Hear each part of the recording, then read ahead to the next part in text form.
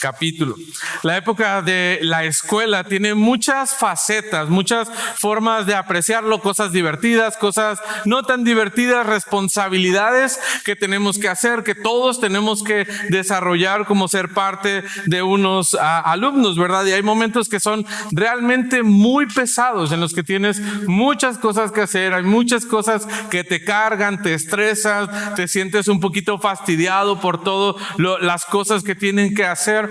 Pero también cuando uno está en la escuela, en el salón de clases, hay muchas cosas que nos permiten estar mucho más relajados, que podemos estar tranquilos y, ¿por qué no?, hasta podemos divertirnos dentro del salón de clase. Ojo, no fue diseñado para esto, pero así sucede.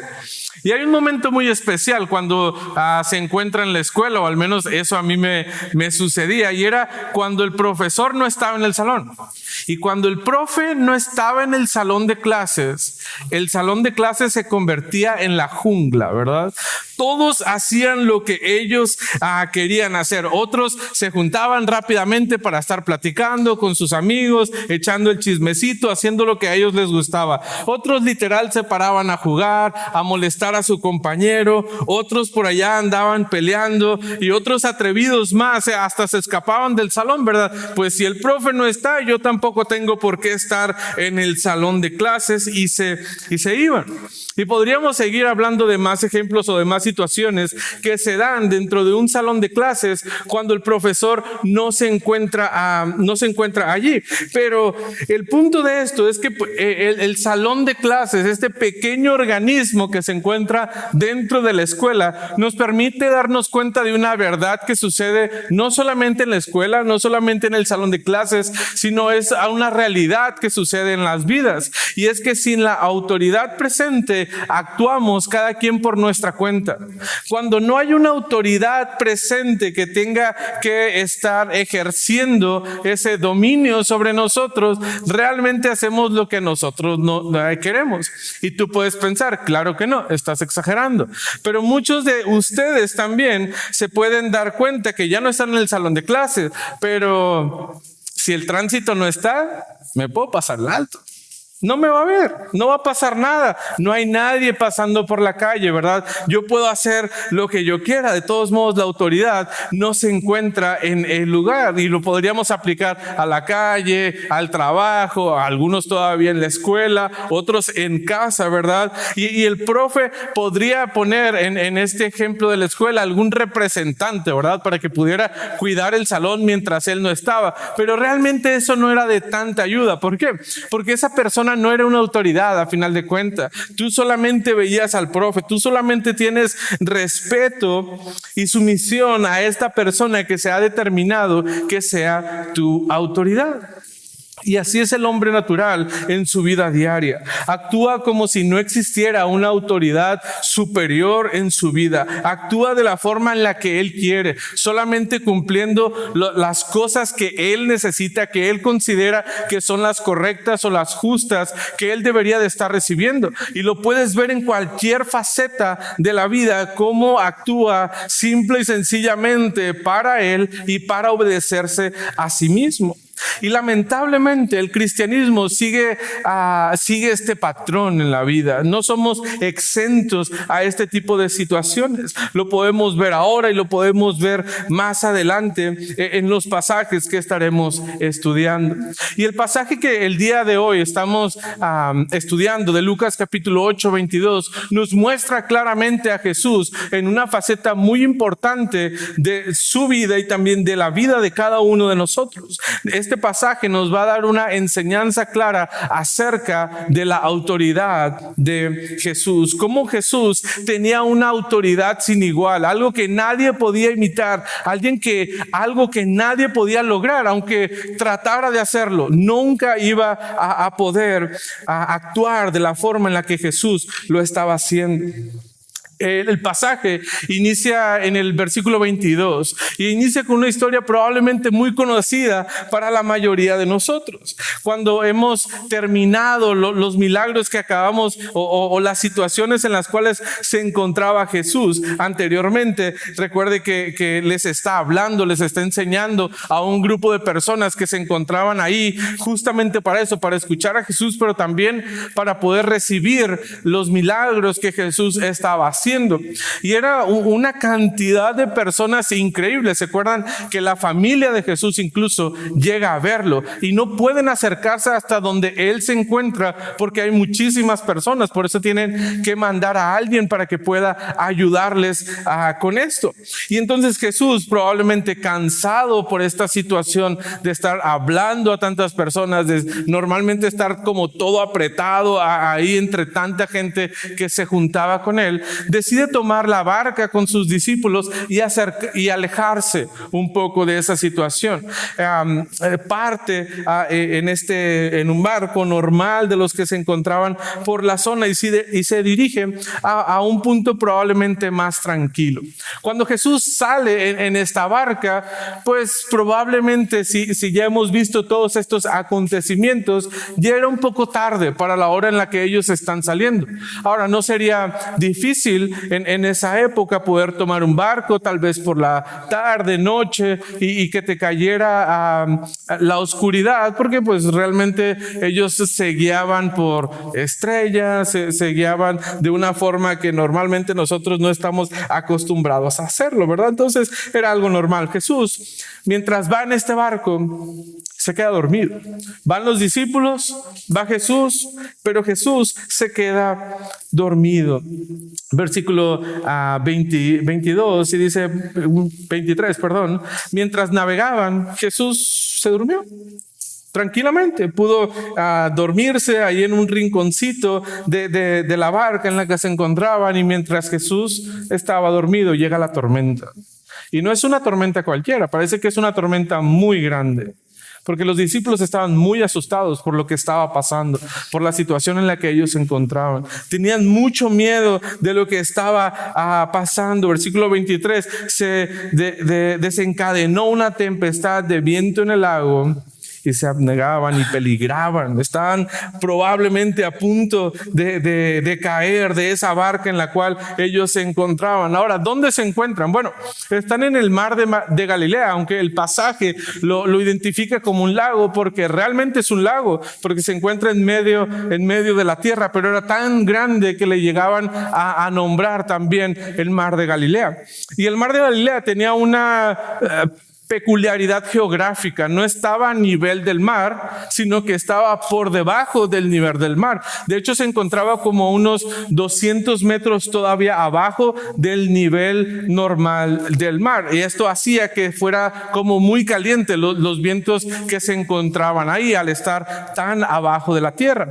Pero no solamente eso, sino que el mar estaba rodeado de montañas. No tanto era como una bahía o algo, un valle que se podía encontrar todo despejado, sino que estaba rodeado de montañas. Había incluso unas montañas tan grandes que llegaban a los 2000 metros aproximadamente. Y entonces en estas montañas hacía que vientos fríos se encontraran ahí y bajaran por las laderas y se encontraran con el viento caliente que había en el mar. Y esto provoca tormentas. Esto es como funcionan normalmente las tormentas. Por eso este mar o este lago era normal que se encontraran este tipo de tormentas. Pero entonces, ¿por qué los discípulos estaban tan asustados en ese momento? Probablemente la tormenta en la cual ellos estaban enfrentando era normalmente un poquito más dura de lo que ellos se encontraban. Recordemos que entre los discípulos había pescadores, había personas que estaban acostumbradas a andar en la barca, había personas que estaban acostumbradas probablemente a encontrarse con este tipo de tormentas en el mar, pero ahora ellos estaban llenos de miedo, estaban con gran temor en sus vidas. Y Jesús, mientras él duerme tranquilamente, los discípulos andan desesperados, haciendo de todo para poder sobrevivir a este clima tan difícil que ellos están enfrentando. Y llegada la tormenta, ¿qué hacen los discípulos? Versículo 24 nos dice que lo que ellos hacen es ir corriendo con el maestro, o van con Jesús y le despertaron diciendo: maestro, maestro, que perecemos. Maestro, nos vamos al agua. O sea, ya no hay más. Yo no sé si los discípulos fueron a pedir ayuda a Jesús o nada más le estaban avisando: Jesús, prepárate porque vamos para el agua. No sé, pero parece que ellos están muy desesperados. Y entonces, ¿qué va a pasar? Después de todo, los expertos ya no pudieron hacer más. Incluso ellos pudieron pensar: bueno, si los pescadores no pudimos resolver esto, Jesús seguramente no podrá ayudarnos con todo esto. Entonces, el punto es que llegaron con Jesús desesperados, temerosos, alertas por lo que iba a pasar. ¿Y cómo reacciona Jesús ante una solicitud tan apremiante como lo están haciendo los discípulos? El versículo nos dice que Jesús despertó, y no vemos a un Jesús alterado por la sorpresa que le estaba pasando, por lo que ellos le estaban diciendo, sino que el pasaje al menos nos deja entender, y los pasajes sinópticos también nos dan esta idea, es que él se levanta de una forma tranquila. El versículo nos dice: y despertando él, reprendió al viento y a las olas. ¿Y qué pasó? Y cesaron. Y se hizo bonanza, y se hizo tranquilidad, y se hizo serenidad. El mar pudo tomar probablemente la actitud que Jesús tenía, de tranquilidad y de bonanza. La respuesta de Jesús es increíble. La autoridad que Jesús estaba ejerciendo en ese momento es increíble, porque ya no solamente estaba hablando con personas o enfermedades con las cuales él se estaba enfrentando, sino que ahora Jesús está controlando los elementos de la naturaleza, y esa es una declaración correcta y clara acerca de la deidad de Jesús. Nadie podía controlar los elementos de la naturaleza. Probablemente los discípulos podían pensar acerca de ese Jehová que les había ayudado cuando ellos estaban en Egipto, y podían ver cómo el Señor hacía que oscureciera el cielo, que el agua se convirtiera en sangre, que los animales le obedecieran y atacaran prácticamente a un solo país, a una sola ciudad. Y ahora Jesús está controlando las olas, controlando los vientos, controlando el agua que se encontraba a punto de devorarlos en esta tormenta tan grande. Algunos tienen la teoría de que esta tormenta que se estaba presentando podría ser como un cierto demonio que afectaba a las olas, y por eso Jesús pudo reprenderlo. Pero realmente, personalmente creo que no es así. ¿Por qué? Porque cuando Jesús se ha encontrado con personas que tienen demonios, o con demonios incluso mismos, él habla directamente a ellos, y ahora está mandando a la naturaleza que se tranquilice. El Señor le ha dado la orden de esa bonanza, de esa serenidad, de esa tranquilidad. Y para mí al menos es un contraste muy claro ver la reacción de los discípulos ante una tormenta y el peligro de su vida, y ahora ver la reacción de Jesús ante estas mismas situaciones. Jesús pudo solamente hablar y calmar la tormenta, hacer que esa tormenta se fuera y no existiera más. Vemos una manifestación poderosa de quién es Jesús, de su autoridad, de su poder. Pero ahora viene la parte interesante. Jesús se voltea con sus discípulos y les hace esta pregunta: ¿dónde está vuestra fe? A sus discípulos, a los hombres más cercanos de Jesús, se voltea y les pregunta: ¿dónde está vuestra fe? ¿Dónde está vuestra fe? Jesús estaba hablando al corazón de estos hombres. ¿Dónde habían puesto su confianza en medio de esta tormenta? ¿Dónde habían puesto su confianza cuando las cosas se estaban saliendo de control? ¿Qué hicieron ellos? Él les dijo, versículo 25, ¿dónde está vuestra fe? Y atemorizados se maravillaban y se decían unos a otros, ¿quién es este que aún a los vientos y a las aguas manda y lo obedecen? ¿Quién es este hombre? ¿Te das cuenta que ahora el temor y el pánico que sentían estos hombres por la tormenta que ellos estaban a punto de perecer ha cambiado?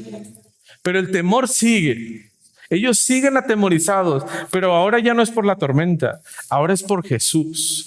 ¿Quién es este que aún las aguas y los vientos le obedecen?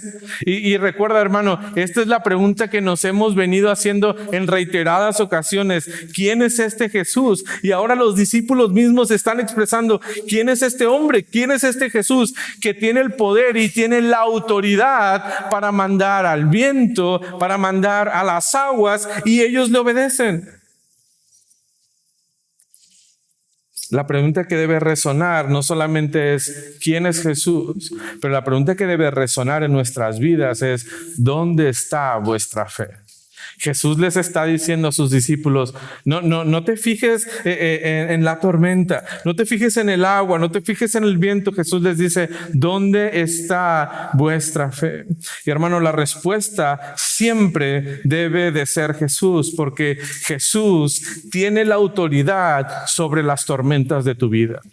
¿Dónde está puesta vuestra fe? Y la respuesta debe de ser Jesús, porque Él tiene la autoridad sobre las tormentas de tu vida. Las respuestas de ellos, primero, temor. ¿Quién es este hombre? ¿Por qué los vientos le obedecen? Pero luego se maravillan. Jesús no solamente puede sanar a enfermos. Jesús no solamente puede tranquilizar a las multitudes. Jesús no solamente puede hacer que una persona resucite, sino que ahora Jesús también tiene la autoridad y el poder para controlar una tormenta. ¿Quién es este? ¿Qué significa esta pregunta que Jesús hace? ¿Qué significa mirar al corazón de los discípulos? Y hermano, tal vez algunos estaban pensando y esperando que pasara la tempestad. Tal vez algunos estaban poniendo su fe en las habilidades que ellos tenían como pescadores, como marineros, ¿verdad? Ellos sabían andar en el agua, ellos sabían manejar una barca cuando se encontraban ahí, y ellos probablemente estaban poniendo su fe en medio de la tempestad en ellos, en sus habilidades, o incluso al tiempo que las cosas pudieran pasar. Pero las cosas no pasan así, y la respuesta a las tempestades de ellos y las tempestades de la vida no se encuentra en nosotros y las habilidades que tú y yo podamos tener. La pregunta es, ¿dónde está puesta tu fe cuando las tormentas están en tu vida? Hermano, porque así como los discípulos, nosotros también estamos enfrentando muchas tormentas en nuestra vida, y no estoy hablando que es algo como simbólico que nosotros vamos a estar tomando, pero hay ciertas dificultades que cada uno de nosotros está enfrentando, y ahí es donde Jesús nos pregunta a nosotros, ¿en dónde está puesta tu fe? ¿Dónde está puesta tu confianza? A veces, en los momentos difíciles, en las tormentas que estamos enfrentando en nuestra vida, nuestra fe se ve nublada, no vemos con claridad, no sabemos en dónde debemos estar anclados. Los discípulos, hermano, ya habían visto grandes milagros de Jesús, como los había comentado hace algún momento. Pero en medio de la tormenta, ¿qué pasó? ¿Lo olvidaron? ¿Se les fue de la mente? ¿Se habían olvidado del poder de Jesús para resucitar, para sanar, para hacer grandes maravillas? Hermanos, si Jesús estaba tranquilo y durmiendo en medio de la tormenta, los discípulos tenían que estar tranquilos también.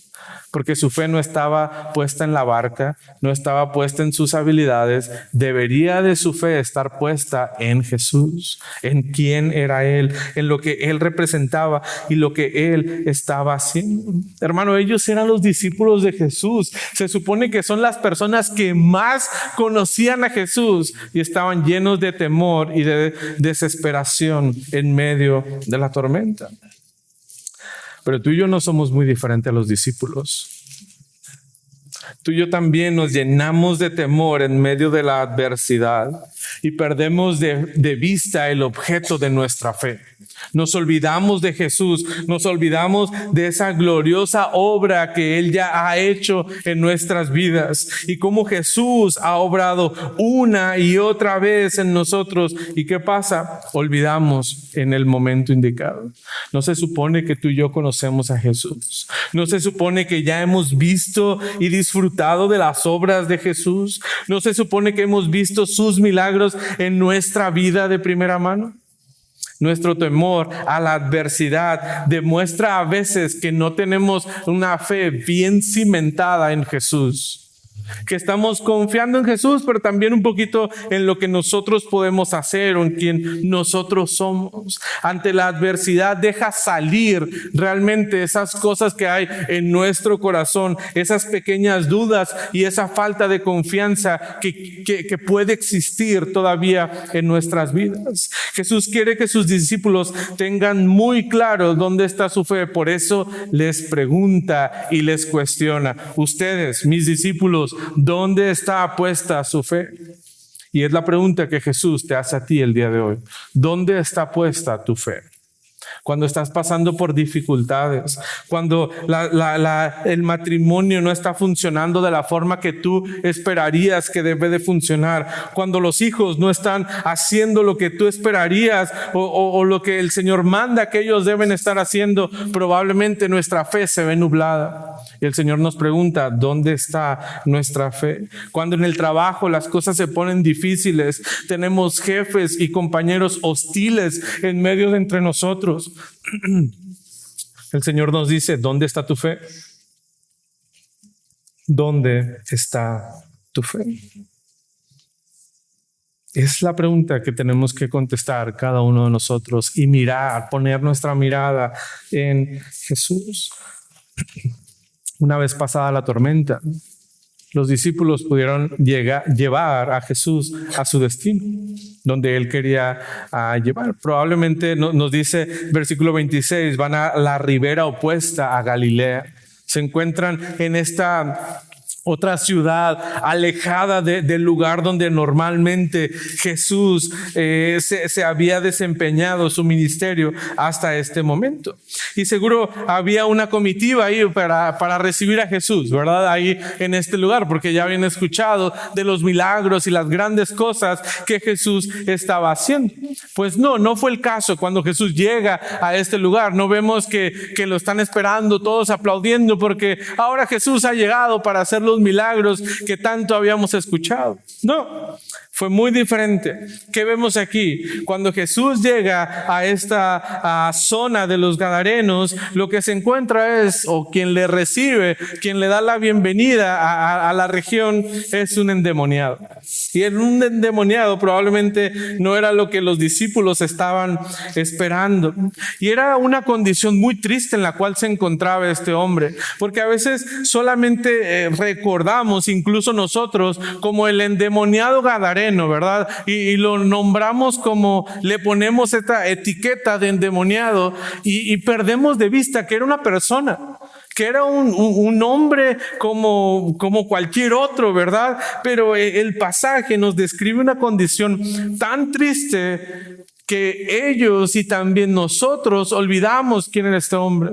Una persona que andaba desnuda prácticamente por los montes. El pasaje nos dice que este hombre tenía una casa pero ya no vivía ahí en esa casa. Probablemente ese hombre tenía familia, probablemente tenía esposa e hijos, pero ya no estaba al cuidado de ellos. Él se había separado completamente de esa vida normal que él esperaría haber tenido, y ahora se encuentra en una condición completamente mala. Estaba desnudo, tenía esa casa, pero no vivía en ella, sino ¿dónde vivía? Entre las tumbas. Dice que estaba en ese como collado, y recordemos que en ese tiempo las montañas donde había huecos y como cuevas eran utilizadas para sepultar a los muertos, para poner a los muertos ahí, y era el lugar donde esta persona se encontraba. El versículo 29 nos dice que este hombre lo tenían con cadenas. O sea, iban los pobladores y lo encontraban, y otra vez aquí anda este revoltoso, y le ponían cadenas y lo ataban y lo dejaban ahí en el olvido como una bestia prácticamente. Al parecer llevaba años en esta condición.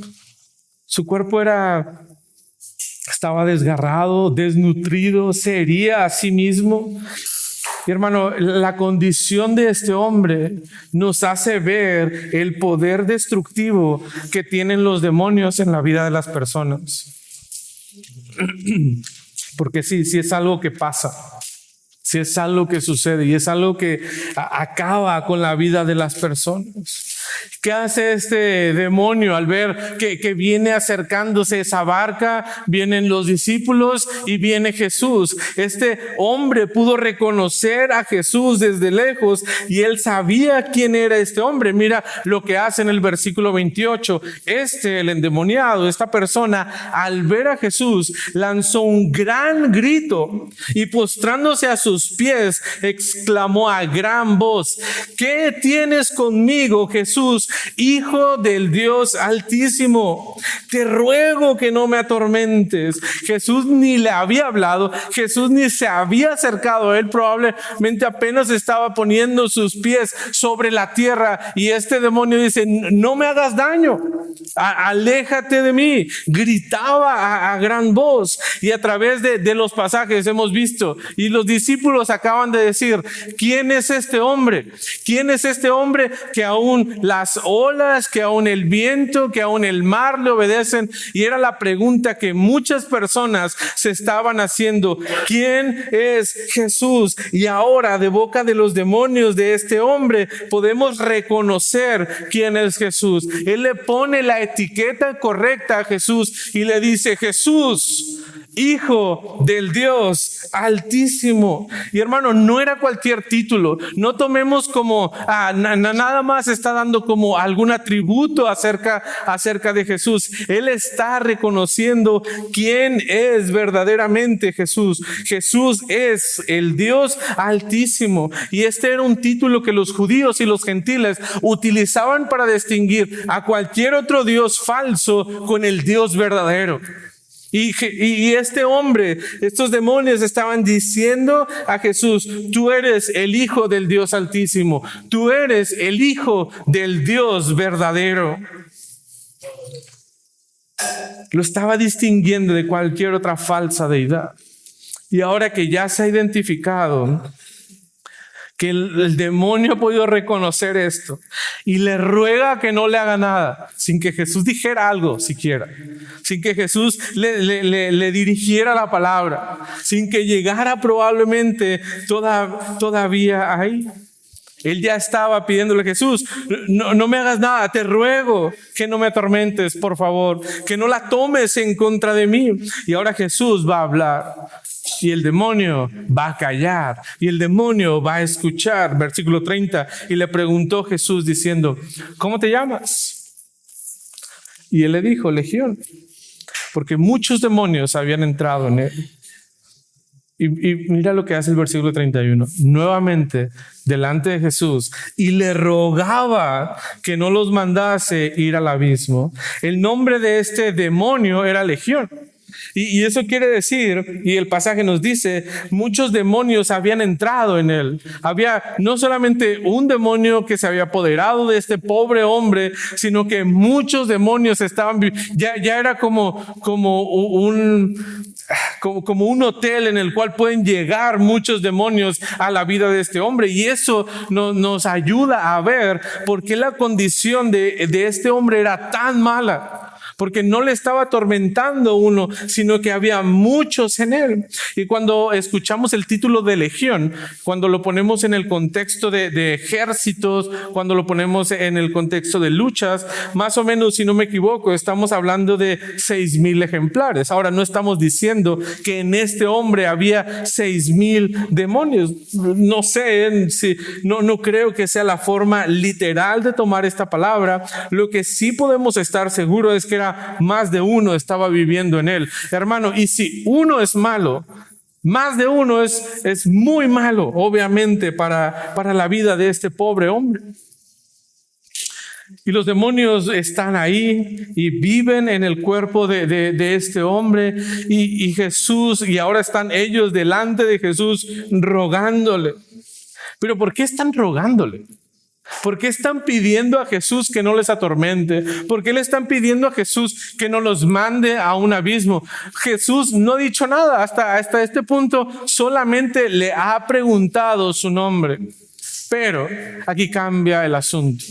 Ellos sabían quién es Jesús. La pregunta que todos se han estado haciendo, los demonios sabían quién era Jesús y ellos estaban seguros y convencidos de lo poderoso que era Jesús, de la capacidad que él tenía para actuar en ellos, para controlarles a ellos, para poder mandarles y hacer con ellos lo que Jesús quisiera. Ellos sabían de su poder y a dónde les podía mandar. En Mateo 8, que es el pasaje paralelo a esta historia, nos muestra que en el ruego que ellos están haciendo, le hacen esta pregunta a Jesús. Mateo capítulo 8, ¿has venido acá para atormentarnos antes del tiempo? Ellos sabían, los demonios sabían de la existencia de un tiempo en el cual Jesús les iba a acabar con ellos, en el cual Jesús los iba a controlar completamente con ellos. Y ellos, al ver a Jesús llegar a donde se encuentran, les cae en cuenta, probablemente es el tiempo. Entonces están tratando de justificar, están tratando de ganar un poquito más de tiempo. Les dice, oye Jesús, todavía no es el tiempo, espérate, todavía no nos mandes ahí. Es por ello que ellos estaban rogando y pidiéndole a Jesús que no actuara en la vida de ellos. Jesús, por favor, danos oportunidad, aún no nos toca. Versículo 32. Había allí un hato de muchos cerdos, que pasían en el monte y le rogaron que los dejase entrar en ellos. Y Jesús les da permiso. Después de rogar a Jesús que no los mandara al castigo eterno, porque ellos están diciendo, versículo 31, y le rogaban que no los mandase ir al abismo. Cuando ellos están hablando del abismo, no están hablando de la montaña en la cual se encontraban y que ellos podían caer. Ellos estaban hablando del infierno, el lugar eterno, el lugar creado para pasar la eternidad en ese castigo por haber desobedecido a Jesús. Y ellos no querían ir ahí. Ellos temían por eso. Ellos sabían que era un lugar de castigo que el Señor había diseñado. ¿Quién? El Dios Altísimo, que ellos ahora estaban reconociendo delante de Él. Y le rogaban entonces que no los mandaran a ese lugar. E incluso prefirieron ir a vivir o a morar en los cerdos. Señor, por favor, danos permiso de ir ahí. Hermano, ¿te das cuenta que hay una serie de demonios que han podido destruir la vida de un hombre? Y con la sola presencia de Jesús están llenos de miedo, están suplicando, están rogando, están pidiendo permiso a Jesús para obrar, para poder moverse, para poder siquiera hacer algo. Y Jesús, de una forma repentina, les da permiso. Versículo 32 nos dice al final, y les dio permiso. Sí, salgan de este hombre y vayan a los cerdos. Y los demonios, versículo 33, salidos del hombre, entraron en los cerdos y el hato se precipitó por un despeñadero al lago y se ahogaron los cerdos. Para el hombre fue un cambio drástico en su vida. Ya no estaban esos seres que le atormentaban. Ya no estaban esos seres que hacían que él se comportara de una forma increíble y fuera de sí. Ahora era completamente diferente a lo que era antes. Y hermano, es que Jesús, cuando Él está obrando, Jesús tiene la autoridad para liberarte y para restaurarte también. Jesús tiene la libertad y la autoridad para liberarte y restaurarte. Jesús hace una obra de transformación en la vida de este hombre de forma increíble. El hombre cambia por completo su forma de vestir, su forma de andar. Versículos más adelante nos dirá que ahora el hombre ya no estaba desnudo, sino que ahora el hombre había recibido esa ropa. Y hermano, este es el propósito de Jesús. Jesús quiere librarte de estas cosas que te están atormentando y pueden ser demonios, hermano, pero lo más seguro es que el propósito de Jesús es que Él vino a librar al pecador de la esclavitud del pecado en la cual se encontraba. Jesús quiere romper esas cadenas que te tienen atada al pecado, y lo único que puede hacer que tu vida sea transformada, querido amigo, el día de hoy es el evangelio, son las buenas nuevas de salvación. Cristo tiene la autoridad y lo ha demostrado para poder librar a cualquier hombre de cualquier condición en la que él se encuentre. Jesús tiene la autoridad para quitar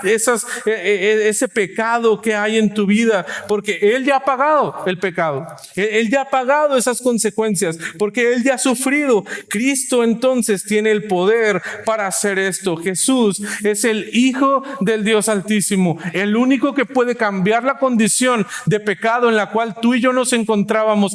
Jesús, el Hijo del Dios Altísimo, es el único que puede cambiar la condición eterna que tú y yo teníamos, y ahora nos ha cambiado de esa vida de pecado y nos ha otorgado el perdón. Jesús hace posible la restauración de tu posición delante de Dios. Él cambia por completo. Ya no eres un enemigo, no. Ahora eres un hijo de Dios. Ahora eres un discípulo suyo. Ahora eres un creyente, alguien que está cerca de Él, ya no más alejado, sino cercano a Él, porque ahora eres un hijo suyo, cambiado por el poder de la cruz en la vida de nosotros. Y querido amigo, Jesús quiere cambiar tu vida el día de hoy. Si tú no has entregado tu vida al Señor, Jesús quiere cambiar tu vida el día de hoy. El punto es, ¿vas a obedecer a Él? ¿Vas a obedecer el llamado que Jesús te está haciendo en tu vida? Los demonios que se encontraron a Jesús al llegar a este lugar mostraron algo muy interesante. Primeramente, cuando Jesús estaba delante de ellos se postraron delante de Él, reverencia. Sabían que Jesús era la autoridad. Sabía que Jesús era quien podía aplastarles a ellos. Pero no solamente mostraron reverencia, ellos mostraron obediencia. Interesante. Cuando Jesús hablaba, los demonios escuchaban. Cuando Jesús cuestionaba, los demonios contestaban. Y cuando Jesús mandaba, ellos obedecían. Esa era la actitud que ellos tenían de obediencia y reverencia delante del Señor. Hermano, Jesús es la máxima autoridad. ¿Por qué pensamos que nosotros podemos evaluar los mandatos del Señor? Ok, Señor, yo voy a ver si yo puedo obedecer lo que tú estás mandando y lo que tú estás pidiendo para mi vida. No, hermano. Los demonios, cuando escucharon la voz de Jesús, cuando vieron su presencia, ellos obedecieron al instante. Pero tú y yo somos diferentes. Tú y yo no vemos a Jesús como la autoridad que Él es, como es el libertador que Él ha obrado en nuestras vidas. Cuando Jesús te manda a perdonar, bueno, depende de quién sea.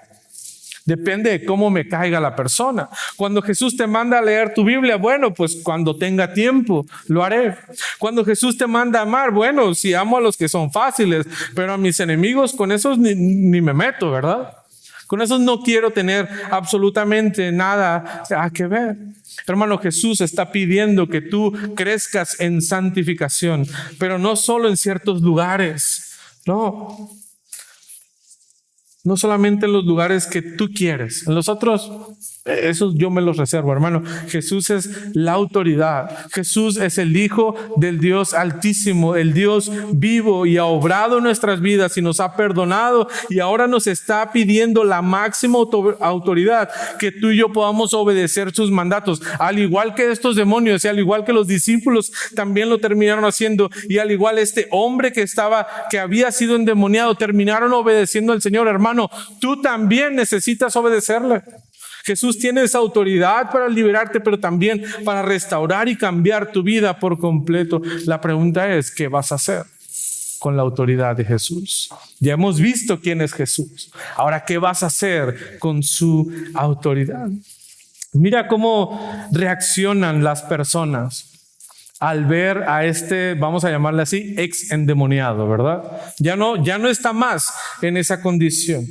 Versículo 34, y los que apacentaban los cerdos, cuando vieron lo que había acontecido, huyeron. Y cuando llegan, dieron aviso en la ciudad por los campos. Al parecer los que estaban cuidando los cerdos era como, bueno, los cerdos están como en aquella sección, nosotros estamos acá en lo alto, como cuidando, vigilando todo lo que está pasando. Y ellos están viendo todo a la distancia, y ellos son esos testigos, ¿verdad? De primera mano en la interacción que existe entre esta persona que había estado endemoniada y Jesús, y todo lo que había pasado en él. Y al ver la nueva condición, el hombre y los cerdos, lo que habían hecho, estos hombres se llenan de miedo.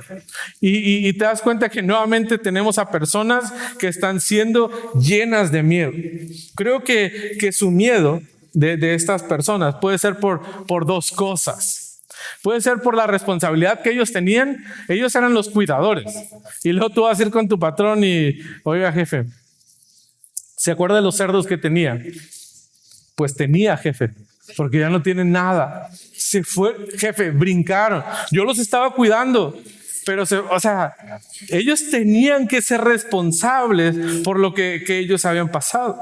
Pero probablemente, y creo que por aquí va la situación, ellos están llenos de miedo porque han visto a un hombre que actuaba como un loco, como un demente probablemente, y ahora es un hombre cabal. Ahora es un hombre que se comporta completamente diferente, que ahora puede conversar, que ahora puede hablar, que ahora puede estar tranquilo, que no puede estar gritando ya solamente, sino que habla con tranquilidad, se dirige con respeto a las personas, y ven un cambio al instante en esa persona. ¿Qué hacen ellos? Salen corriendo. Y empiezan a decirle por los lugares en los que iban, oigan, acaba de pasar esto, miren lo que aquella persona le hizo a su cerdo. Y aquí ya se están como limitando, ¿verdad? Pues fue un tal Jesús que llegó y mandó que los cerdos se aventaran. Yo no fui, yo estaba cuidando, ¿verdad? Y van con toda la gente y buscándole y diciendo las cosas que estaban pasando, y pronto esto se riega por todos lados, ¿verdad? Y la gente del pueblo se junta y van a ver lo que estaba pasando con este Jesús, van a buscar a Jesús, y se encuentran la gente del pueblo con una escena que probablemente no esperaban. Y salieron, versículo 35, todos los del pueblo a ver lo que había sucedido, y vieron a Jesús y hallaron al hombre de quien habían salido los demonios. ¿Cómo estaba este hombre? Sentado a los pies de Jesús, vestido y en su cabal juicio. ¿Y qué pasa? Y se llenaron de temor. Nuevamente el temor se apoderó de esas personas. Y los que habían visto les contaron cómo había sido salvado el demonio. Imagínate, todos están llegando Yo quiero imaginar que Jesús y los discípulos y ahora esta persona que había estado endemoniada estaban como en una parte un poco más baja.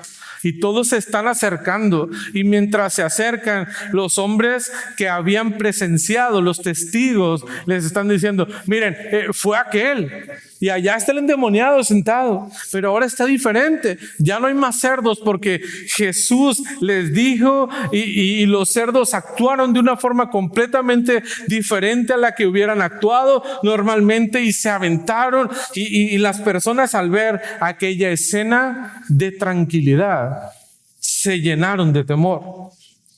Se llenaron de temor. Ya no hay más cerdos, ya no hay más endemoniado tampoco. Esa era la sorpresa mayor. Ese hombre que estaba desnudo ahora trae ropa. El hombre que había estado encadenado ya no era necesario, sino que él estaba sentado a los pies de Jesús. Ya no andaba dando gritos, estaba tranquilo. El temor ha sido una reacción dominante en este pasaje.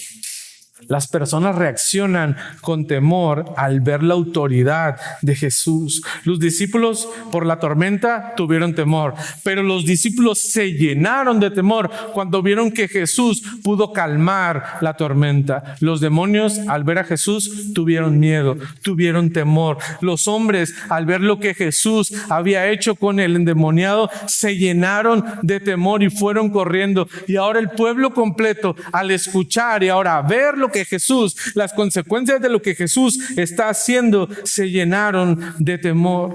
Y hermano, cuando las personas están y estamos llenos de temor, vamos a reaccionar de alguna forma. Todos vamos a reaccionar de una forma. Y si te has dado cuenta, todos han reaccionado de forma diferente. Los discípulos, cuando se llenaron de temor por la tormenta, fueron corriendo a Jesús. Cuando los discípulos vieron el poder de Jesús, se llenaron de temor y se maravillaron de quién era Jesús. Los demonios, al ver el poder de Jesús, ¿qué hacen? Obedecen, se llenan de temor, se inclinan delante de él y obedecen. ¿Cómo van a reaccionar estas personas? Ahora el pueblo entero están viendo esa escena. ¿Cómo van a reaccionar ellos? Versículo 37. Entonces, toda la multitud de la región alrededor de los Gadarenos le rogó que se marchase de ellos. ¿Por qué corrieron a Jesús? Porque tenían gran temor. Ellos le rogaron a Jesús que se marchara de ellos, pues tenían gran temor. Corrieron a Jesús. Ellos no querían nada que ver con él. Jesús, no entras aquí. Y estos hombres probablemente estaban más preocupados por su condición económica que por su condición espiritual. Este hombre nos está haciendo perder los cerdos. Oigan, ¿no se han dado cuenta? Acaba de rescatar a este hombre de la condición en la que él se encuentra o que él se encontraba. ¿Y ustedes están preocupados por sus cerdos? ¿Ustedes están preocupados por cuestiones económicas? Hermano, estos hombres dejaron que su temor se apoderara de ellos y no querían relacionarse con Jesús. Y hemos estado hablando de Jesús y su autoridad. Cómo él dice y las cosas suceden. Cómo él manda y los vientos obedecen. Cómo él les pide a los demonios y ellos obedecen. Hermano, pero Jesús, con esa autoridad, Jesús no va a obligar a nadie a tener una relación con él. Cuando estas personas corren a Jesús, ¿qué hace él? El pasaje termina diciendo: y Jesús, entrando en la barca, se volvió. Jesús no discutió con ellos. Jesús no argumentó acerca de quién era él. Jesús no les explicó qué es lo que había hecho con ese hombre, ni mucho menos les mencionó de los cerdos. Jesús escuchó la condición de ellos, se subió al barco y se fue. Hermano, Jesús tiene toda la autoridad, pero Jesús no va a obligarte a hacer las cosas. Jesús te da la oportunidad de que tú puedas obedecerle de forma voluntaria a Él. Y hermano, eso es un privilegio. Porque Él fácilmente puede decir y hacer lo que hizo con los demonios. Sin embargo, no lo hace así. Estas personas tenían al Salvador de sus vidas delante de ellos, pero no quisieron tener relación con Él. Jesús entonces se dispone a partir en la barca y a ir al lugar de donde había salido, regresar y cruzar el lago nuevamente. Pero antes de eso, el hombre que había sido liberado de los demonios quería estar con su Salvador. Él sí quería. Las personas no querían nada que ver con Jesús, pero él sí deseaba escuchar, servir y mostrar gratitud con el que había obrado de forma milagrosa, literalmente, en su vida. Pero Jesús tenía planes completamente diferentes para él. Él quería hacer algo, él quería continuar con Jesús, cerca de Jesús, pero Jesús tenía planes completamente para él. Versículo 38, y el hombre de quien habían salido los demonios le rogaban que le dejase estar con él. Pero Jesús le despidió. Jesús le dijo que no, diciendo: vuélvete a tu casa y cuenta cuán grandes cosas ha hecho Dios contigo. Y él se fue publicando por toda la ciudad cuán grandes cosas había hecho Jesús con él. Y palabras tan pequeñas, pero que cambian completamente el sentido. Cuando Jesús le está dando la orden a esta persona, le dice: ve y cuenta las cosas que Dios ha hecho contigo. Y cuando este hombre está yendo por las calles y la ciudad, hablando y compartiendo, está compartiendo las cosas que Jesús había hecho con él. Y está nuevamente recordando y haciendo notar la deidad de Jesús. Jesús le ha mandado a quedarse con él. Este hombre se convertiría en un heraldo. Alguien que iba a compartir el mensaje de salvación con las personas, un anunciador de la obra de Jesús en este lugar. Y hermano, es interesante porque Jesús acaba de ser rechazado por todas estas personas, pero Jesús todavía quiere mostrar misericordia con ellos. Jesús todavía quiere mostrar de su gracia para la vida de esas personas. Les deja un mensajero y es interesante que Jesús le dice: ve y cuenta a tu casa. ¿Y qué hizo este hombre? No, él fue y contó a su casa, pero fue y contó a toda la ciudad, a todas las personas que él se podía encontrar. Les iba hablando de lo que Jesús había hecho en su vida. Alguien estaba dando testimonio de primera mano lo que la obra de Jesús puede hacer en la vida de las personas. Y hermano, así como ese hombre endemoniado, tú y yo hemos sido receptores de primera mano del milagro de la salvación que Jesús ha hecho en tu vida. Y Jesús tiene toda la autoridad para enviarte a compartir el mensaje de salvación. Hermano, Jesús tiene toda la autoridad para mandarte, enviarte a ti a compartir el mensaje de salvación. ¿Pero qué estamos haciendo? Así como el hombre que había sufrido por los demonios en él, el Señor también te está dando a ti, hermano, la oportunidad. Jesús tiene toda la autoridad y ahora Él te manda a que tú puedas hacer con Él, con otras personas lo que alguien hizo contigo, compartirte las buenas nuevas de salvación. Y hermano, a veces subestimamos nuestra historia, ¿verdad? Porque decimos, imagínate llegar diciendo: bueno, es que yo antes estaba endemoniado y Jesús me liberó, me restauró, me cambió. Y a veces pensamos, bueno, pero mi historia es como más ralita, ¿verdad? Más tranquilo. Crecí en un hogar cristiano. Y hermano, igual que el endemoniado, igual que cualquier persona en su condición natural, estás condenado al pecado.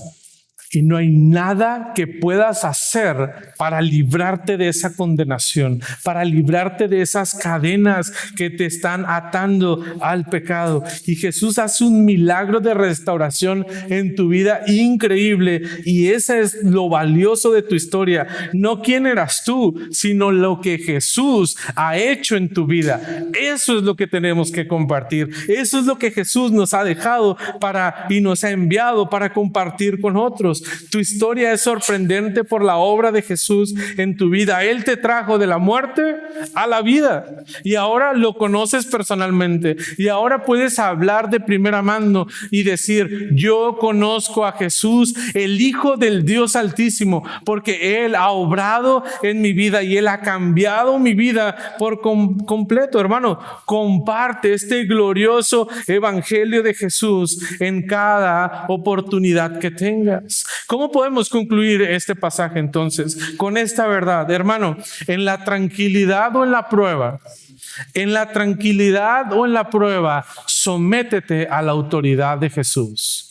No importa en qué condición tú te encuentres, no importa si el temor ha llegado a tu vida por algo que está pasando, sométete a su autoridad, confía en Él, pon la fe en Él. Recuerda, tú estás obedeciendo y sometiéndote a la autoridad de Jesús, el Hijo del Dios Altísimo. La pregunta es, hermano, ¿cómo reaccionarás tú ante la autoridad de Jesús?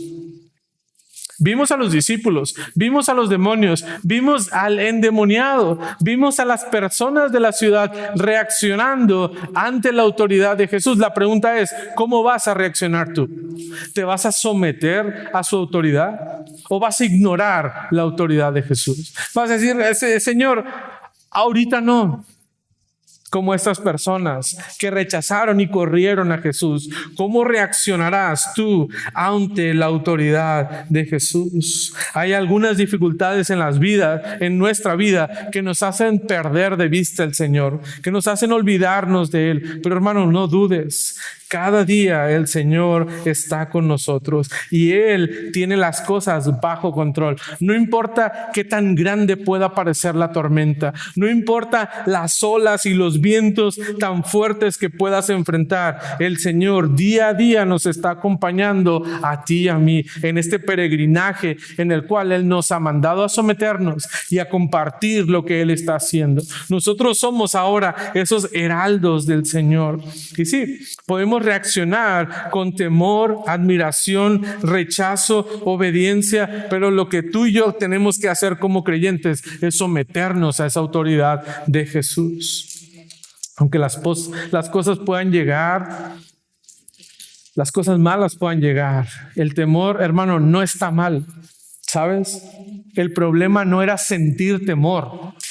Los discípulos no pecaron por estar en temor en esa tormenta. No pecaron por tener temor de ver el poder de Jesús. No, el problema no es el temor, hermano. El problema es cómo reaccionamos ante el temor en nuestras vidas. ¿Qué es lo que hacemos con ese temor en nuestras vidas? Y lo mejor que tenemos que hacer es someternos a Jesús, porque Él es la autoridad suprema por ser el Hijo del Dios Altísimo. Y espero, hermano, que en tu vida se pueda ver, en la tranquilidad, que tú puedas estar sometiéndote a la autoridad de Jesús. Pero también cuando llegan las pruebas y la dificultad a tu vida, y cuando sientas que tu barca está por hundirse, que tú puedas someterte a la autoridad y confianza que Jesús puede darte a tu vida. Espero lo podamos estar haciendo. Permítame dejarte con 3 preguntas para poder meditar en esto. Primeramente, ¿has entregado tu vida a Jesús, el Hijo del Dios Altísimo? Porque si no partimos de ahí, no podemos avanzar. Para poder confiar, para poder tener esa tranquilidad en medio de la tormenta, necesitas entregar tu vida a Jesús, el Evangelio, las buenas nuevas de salvación. Y hermano, a veces pensamos, yo llevo 10 años en la iglesia, no sé por qué me están hablando de esto. Pues amigo, examina tu vida y pregúntate si verdaderamente has entregado tu vida al Señor, porque recuerda, Jesús no te va a obligar. Él te da la oportunidad, pero Jesús no va a obligarte, al igual que lo hizo con estas personas. Número 2, ¿qué haces cuando el temor te invade por las dificultades en tu vida? Como te mencioné hace un momento, el temor no es el problema. El problema es cómo reaccionamos en esas situaciones. ¿Hablas a otras personas? ¿Corres por pánico? ¿Muestras tus habilidades? O mejor dicho, ¿confías en tus habilidades para poder salir de la situación en la que te encuentras? ¿O corres a Cristo? ¿Qué es lo que debemos hacer? Pues Él tiene la autoridad sobre las situaciones que están pasando en nuestras vidas y Él puede librarnos de cualquier cosa en la cual nos encontremos. Y número 3, hermano, ¿tienes claro el trabajo que el Señor te ha delegado a ti? Hermano, Dios te ha puesto a ti y te ha mandado a que cumplas ahora esta responsabilidad como creyente. ¿Tienes clara esa responsabilidad? O dices, eso es para los líderes del grupo. Conmigo no aplica. Eso es para mis papás. Mis papás ya son los adultos, que son los miembros de la iglesia. Yo le ando acompañando. Mira, si tú eres un creyente, tú tienes una responsabilidad que el Señor te ha dado. Y probablemente tú eres el heraldo del Señor en tu escuela, en tu trabajo, en tu familia, en tu ciudad. Dios te ha dado esta responsabilidad. ¿La has tomado? ¿O estás diciendo, yo reconozco la autoridad de Jesús, pero aquí en esta área no? O sea, que el Señor no me mande a hacer estas cosas. Hay otros que lo pueden hacer, pero yo no, hermano. El Señor te ha rescatado a ti con el propósito de que tú puedas compartir también el mensaje de salvación a otros. Espero que como creyentes, hermano, no importa la situación en la que nos encontramos, nos estemos sometiendo a la autoridad de Jesús y podamos vivir vidas de obediencia que le glorifiquen a Él y que testifiquen la obra que el Señor ha hecho.